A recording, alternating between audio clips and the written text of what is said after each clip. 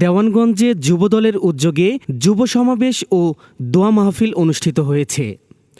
রাজনৈতিকভাবে তরুণদের সংগঠিত করা এবং তৃণমূল নেতৃত্বকে আরও গতিশীল করার লক্ষ্যেই এই আয়োজন করা হয়।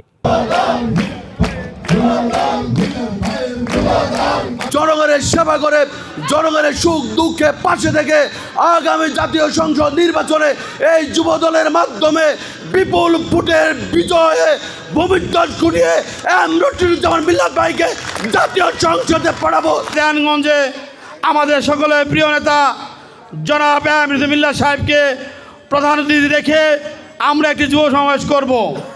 তারই ধারাবাহিকতা হিসাবে আজকে বাহাদুরাবাদ ইউনিয়ন যুবদলের যুব সমাবেশ শুক্রবার বিকেলে বাহাদুরাবাদ ইউনিয়নের ঝালরচর বাজারে অনুষ্ঠিত কর্মসূচির উদ্বোধন করেন মোহাম্মদ আলাউদ্দিন আল মামুন, সিনিয়র যুগ্ম আহ্বায়ক, যুবদল দেওয়ানগঞ্জ উপজেলা শাখা। অনুষ্ঠানটিতে প্রধান অতিথি ছিলেন মোহাম্মদ মঞ্জু হোসেন, আহ্বায়ক, যুবদল দেওয়ানগঞ্জ উপজেলা শাখা। পরবর্তী সময়ে শুরু হয় আবারও ষড়যন্ত্র। ফখরুদ্দিন মঈনুদ্দিনের সরকার আসে বাংলাদেশে, আবারও কারাবদ্ধ হয় এই গণতন্ত্রের মা।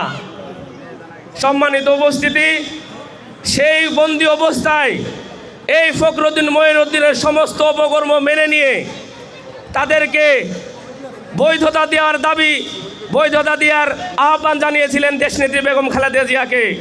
তিনি সেই দিন যদি তাদের প্রস্তাবে রাজি হতেন তাহলে বাংলাদেশের প্রধানমন্ত্রী শেখ হাসিনা হতেন না, প্রধানমন্ত্রী হতেন দেশনেত্রী বেগম খালেদা জিয়া।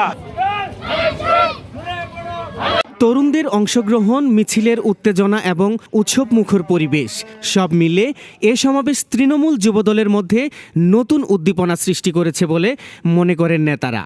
মোস্তাফিজ সালাম সজীব, এশিয়ান টেলিভিশন।